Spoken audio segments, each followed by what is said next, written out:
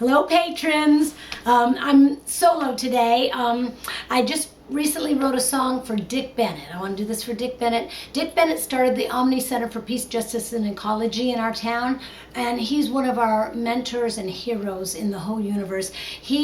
One of his missions is that we should have more symbols of peace around our communities and in the world.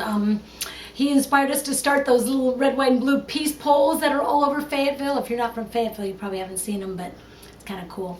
And we started doing those umpteen years ago because of Dick Bennett. But Dick Bennett, recently we were over his house, and he told us this story that just took me on a journey. He said that when he was a real young man, him and his wife were living in Yugoslavia. He was a teacher over there. And there was a very famous sculptor named Dragan Popovski Dada. Very, very well-known sculptor. And Dick ended up with several of his pieces. And we were over Dick's house, and we were drawn to several of those pieces. And one was this piece that you see sitting right here. Now, those of you that have seen our Ball Museum know that we have no space in our house for any extra art, but Dick wanted to give this to us. But I needed to know the story, the deeper story behind it before I felt like I could bring it into our home. And so I probably wrote 4 or 5 songs and did collages and everything to understand what this was saying to me. But the backstory is really powerful. 1,000 years ago, there was a horrible battle over in the Balkans, Yugoslavia area. Gazillion years ago, there was a bloody, horrible battle, and 99 one of the teams won, and the team that lost, 99 of the men were blinded. They made them go blind, and they left one soldier with one eye to lead them over the mountain. And thus there's a very famous saying that I had never heard of called, "In the country of the blind, the one-eyed man is king." And that's just it was just getting me. And then I was Googling, and I saw that H.G. Wells wrote a book even called "In the Country of the Blind, the One-Eyed Man is King." And I ordered it and read it and kept trying to figure out what this was trying to say to me. I'm going to show you a couple of the collages. You won't be able to see the details really good, but the first time I was thinking in the land of the blind, or the country of the blind, meaning all of us that are blind to all the issues of the world that need us to be unblinded. And I got to thinking about the one-eyed man being king, kind of leading us. And I went off in this direction, and that's not what the song wanted to be at all. So finally, I came up with a new direction. And I found this image. I don't know if you could see her, but I found this image on the internet of this woman with a halo, and she's blindfolded, and her heart, her blind eye is in her heart. She's seeing from her heart space. And I thought, oh my gosh, that's what this is telling me. This is a monument of peace. Now, I don't know if Dragan Popovski Dada really had the same vision that I do, but I think that he took the blinded eye and placed it near the heart. That's what I think. So I wrote this song, and I'm doing this for Dick and for all of you out there in patron land. And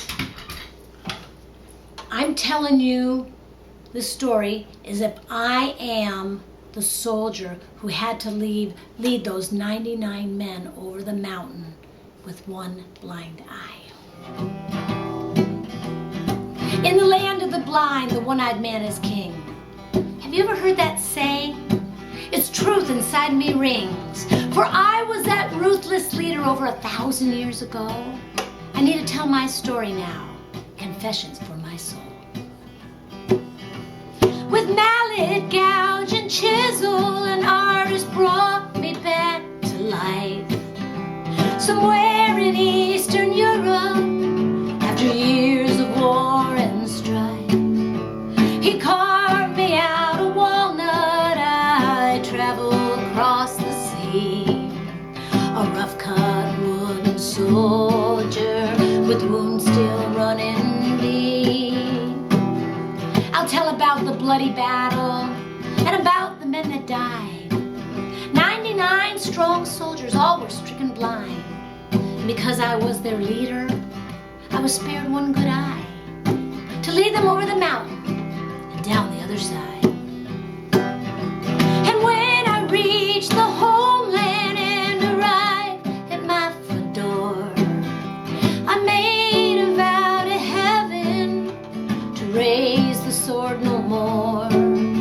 My bones, they now are resting quietly in the ground, but my soul is still a hungry ghost hovering around. So then the sculptor turned me into a work of art. He opened up my blinded eye and he placed it near my heart. I can finally see I'm coming out of the dark. My story has been told now. I'm finding peace of mind.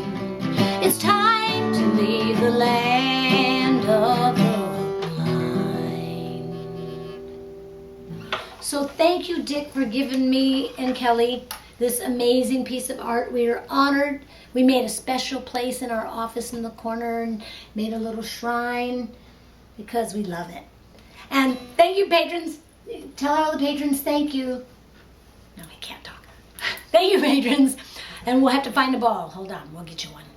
Okay, time for the ball museum part. I don't do that as good as Kelly does. But since this is an anti-war story song, we have a war ball in the ball museum. Now, I don't know, Mr. Hand, if you can see this, but the blue ball there, the sphere, that was something we got years ago at a flea market down in Florida. And it kind of looks like a Buck Rogers toy. I mean, it looks like blue pot metal with little silver hinges on it. And for years we would show it to people and say, you know, what do you think that is? And nobody knew. And then we heard a report on NPR about cluster bomblets. We have these bombs with hundreds of little bomblets in it. They're like little grenades. And a lot of them never, ever detonate, and children in other countries find them and get themselves blown up. So we had to call the police, and they had to call the bomb squad to come and get this, and it was loaded. And this photo is the bomb squad carrying it away. They were going to evacuate 10 city blocks, but the police said no, they'd had it for a long time. It was obvious we have a bomb museum, so they took it away, and we are bomb free.